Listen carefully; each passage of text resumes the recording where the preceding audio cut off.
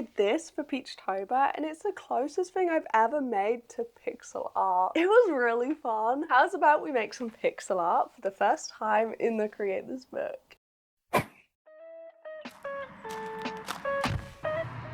To make this challenge a little easier, we need something.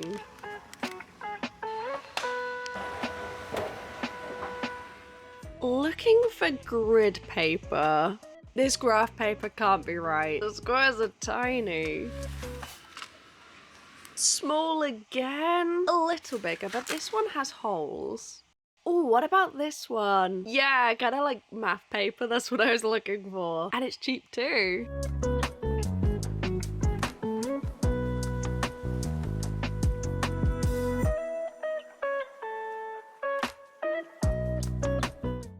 Can you just about see that sketch? We need some acrylic markers. Okay, lots, 2 sets. We need a lot of colors for this because there are so many little boxes on this page. But first, what is the prompt? Well, after drawing a scene from Wonka, it's create an emoji story. Create a story using only emojis. And that's exactly what we're doing. Can you just about make out this? First up, the planet. And a whale, can you see that? Waves, a volcano. So it's like coming off an island. These are the 4 emojis we're including. A chaotic, surreal landscape, I guess. Let's get cozy, pop on a video. Caroline Art. Just put collage team.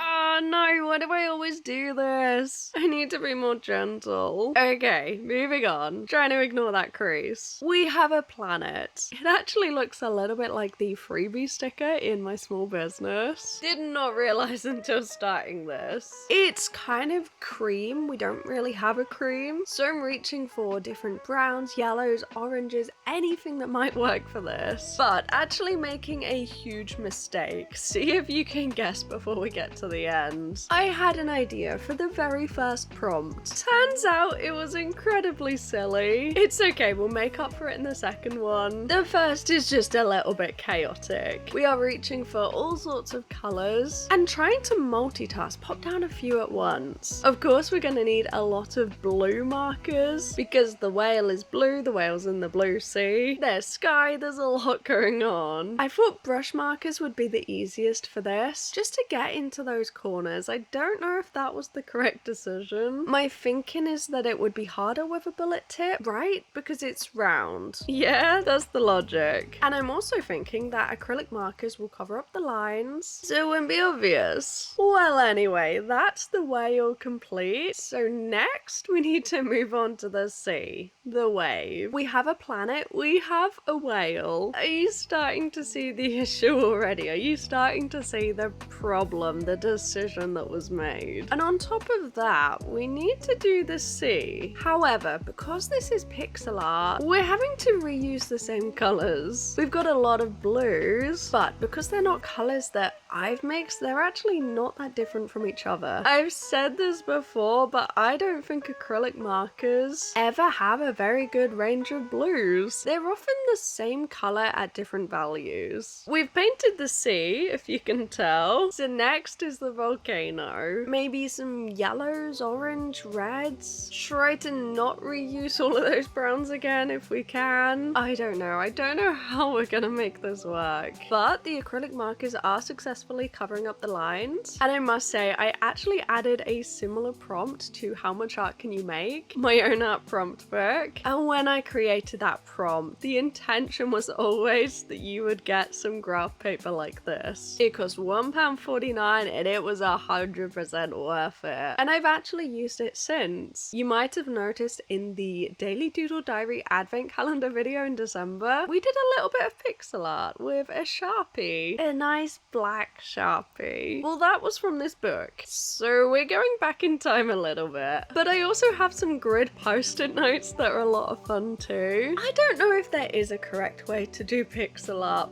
but this might not be it. It's a fun style. I actually really enjoy it. I do think it's very difficult to make it look like the thing that you're picturing, or to turn a reference photo into pixel art. Like, that is difficult, especially traditional. It's really difficult to visualize. But there's also something special about it. Seeing all of that texture on the paper, seeing all of those colors, the fact it is a little bit wonky because they're acrylic markers. If you can get your hands on some nice square grid paper, I definitely give this a try. Like, it's a lot of fun. And for a prompt like this, 100% do it on grid paper and stick it in. The very first time I ever tried pixel art, I did lines. Don't do that. Just like that, every box is done. If you squint a little and look at this really far away, you can kind of see a landscape, right? I'm looking at all of these pictures here. What do they all have in common? There's a lot of areas of the same color. I did not do that.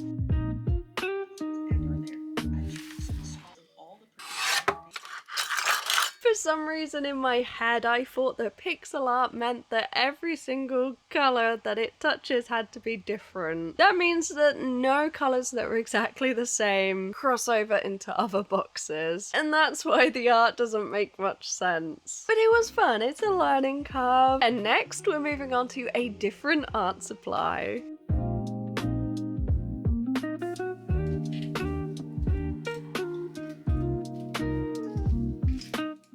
We need scissors and some markers because we have a brand new addition to the Patreon tree. They've requested a Roadrunner. I did not realize they were not this blue. Right? Look at those colors and they're tiny. Revelations. We don't need the blue. They're actually kind of brown gray with a little bit of red. Maybe this color will work. Cut out a little blob. This is actually the IKEA roll that you've seen in so many videos. And the set is working today. This little Roadrunner is for Kylie. In hindsight, I think the blue is a little bit too dark. I have noticed on this paper that the markers always go really dark. I don't know why. Of course, we need a bright white highlight, a little bit of blue tack. Oh, this tree is looking so cool. Look at all the little animals on the tree. A big thank you to the Patreon supporters and of course the sketchbook buddies. It's looking so cool. Okay, back to the drawing.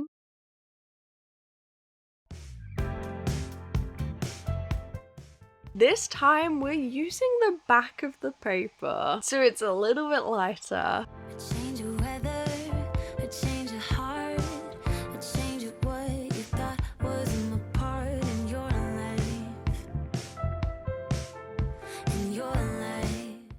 First, we need to test if this is actually gonna work. Our alcohol mark is going to spread outside of the box. Kind of. Maybe. If I can control it a little bit better, I think this will work though. Okay, what is prompt number 2? Create a meme. Draw a simple picture and then write a funny caption for it. And this is the meme in question. Another morning, there's nothing to say. Made up your mind to go your separate way. I don't fight it, but it's not right, yeah.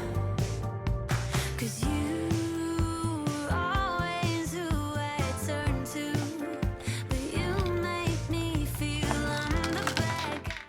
I'm gonna be completely honest, this is one of those art prompts that I left. I knew it was coming up for a long while and I just left it because how difficult is this prompt? Create a meme? And I was trying to think about creating a brand new meme, which is a challenge in itself. Trying to make a funny thing that could also be art but also have a joke and maybe have words in it too? No, that is incredibly difficult. So luckily with the idea of pixel art, I think this is going to be perfect for this art prompt because we are turning that reference photo photo into a pixel art creation, which involves a lot of muted neutral tones. The cat is light, everything else is kind of grey. I don't know if it's actually going to look good. That's my concern right now. It might be accurate to the reference photo, but we need a bit more colour. So I'm trying to make as much colour as we possibly can while still trying to stick to the original, which is a little bit tricky. Trying to add all the colours that aren't there. A little bit of green on the plate, and the eyes a little bit more vibrant than what's in the picture. And already this is looking pretty cool. Working at a bigger scale and actually joining up several boxes means it already looks more like pixel art. And also, this is so much faster. Can you imagine? Like, we actually did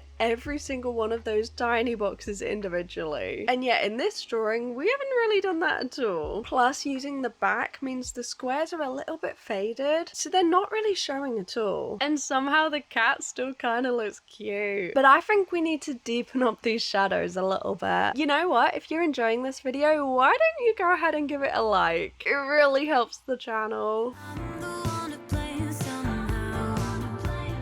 I only ever wanted to be yours. Oh, yours. But now I thought that I could rely on you. I thought that I could rely on you.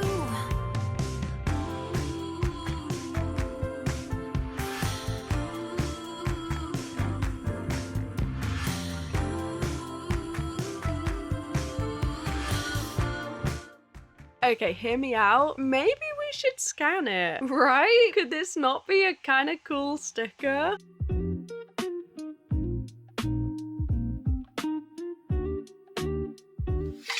Sliced it in half, and all we need to do now is stick it in the book. But we also need to make a little bit of space so that we can cut out an area for the prompt to shine through. This is difficult. I always get this wrong and always forget about it until last minute. Is this something you do too? Do you remember the prompt exists and leave a gap, or create the art and then go to stick it in and be like, oh, whoopsie? Let me know down below. Well, this has been quite the journey. First up, we created a surreal kind of landscape, very abstract, very abstract. The volcano kind of shows. And next we created a meme. Well, recreated. I've had a lot of fun creating both of these. Why don't you check out the Create This Book playlist down below. If you enjoyed this one, there are so many more on there. Have a lovely day, and I'll meet you back here in a few days' time. Bye bye.